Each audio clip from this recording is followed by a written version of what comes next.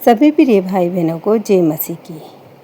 आज हम बाइबिल से नए नियम की दूसरी पुस्तक मरकुस रचित सुसमाचार का अध्याय 1 पढ़ेंगे। परमेश्वर के पुत्र यीशु मसीह के सुसमाचार का आरंभ। जैसा यशायाह भविष्यद्वक्ता की पुस्तक में लिखा है, देख, मैं अपने दूत को तेरे आगे भेजता हूँ, जो तेरे लिए मार्ग सुधारेगा। जंगल में एक पुकारने वाले का शब्द सुनाई दे रहा है कि प्रभु का मार्ग तैयार करो और उसकी सड़कें सीधी करो। यूहन्ना आया, जो जंगल में बपतिस्मा देता और पापों की क्षमा के लिए मन फिराव के बपतिस्मा का प्रचार करता था। सारे यहूदिया प्रदेश के और यरूशलेम के सब रहने वाले निकलकर उसके पास गए और अपने पापों को मानकर यरदन नदी में उससे बपतिस्मा लिया। यूहन्ना ऊँट के रोम का वस्त्र पहने और अपनी कमर में चमड़े का कटिबंध बांधे रहता था तथा टिड्डियाँ और वन मधु खाया करता था और यह प्रचार करता था, मेरे बाद वह आने वाला है जो मुझसे शक्तिमान है और मैं इस योग्य नहीं कि झुककर उसके जूतों का बंद खोलूं। मैंने तो तुम्हें जल से बपतिस्मा दिया है, पर वह तुम्हें पवित्र आत्मा से बपतिस्मा देगा। उन दिनों में यीशु ने गलील के नासर से आकर यरदन में यूहन्ना से बपतिस्मा लिया और जब वह जल से निकलकर ऊपर आया तो तुरंत उसने आकाश को खुलते और आत्मा को कबूतर के समान अपने ऊपर उतरते देखा और यह आकाशवाणी हुई, तू मेरा प्रिय पुत्र है, तुझसे मैं प्रसन्न हूँ। तब आत्मा ने तुरंत उसको जंगल की ओर भेजा। जंगल में 40 दिन तक शैतान ने उसकी परीक्षा की और वह उन पशुओं के साथ रहा और स्वर्गदूत उसकी सेवा करते रहे। यूहन्ना के पकड़वाए जाने के बाद यीशु ने गलील में आकर परमेश्वर के राज्य का सुसमाचार प्रचार किया और कहा, समय पूरा हुआ है और परमेश्वर का राज्य निकट आ गया है। मन फिराओ, सुसमाचार पर विश्वास करो।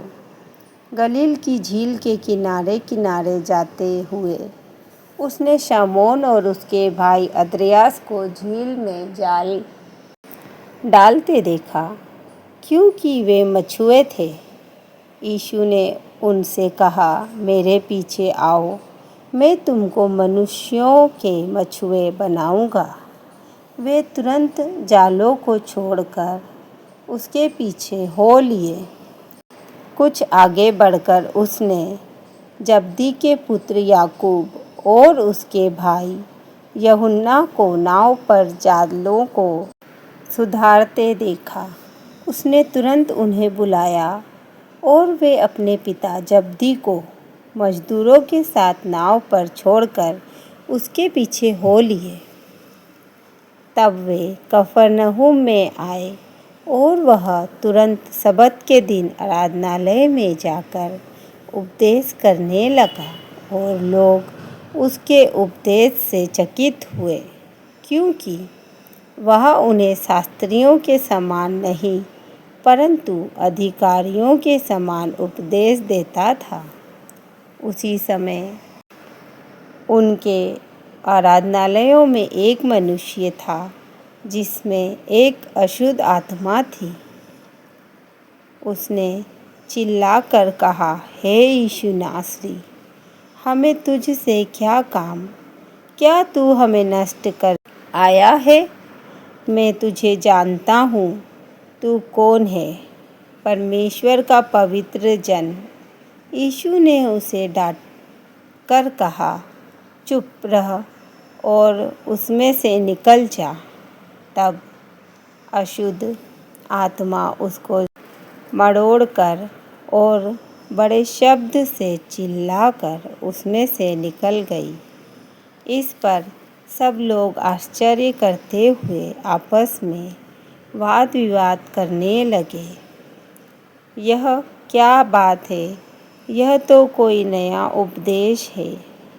वह अधिकार के साथ अशुद्ध आत्माओं को भी आज्ञा देता है और वह उसकी आज्ञा मानती हैं और उसका नाम तुरंत गलील के आसपास के सारे प्रदेश में फैल गया।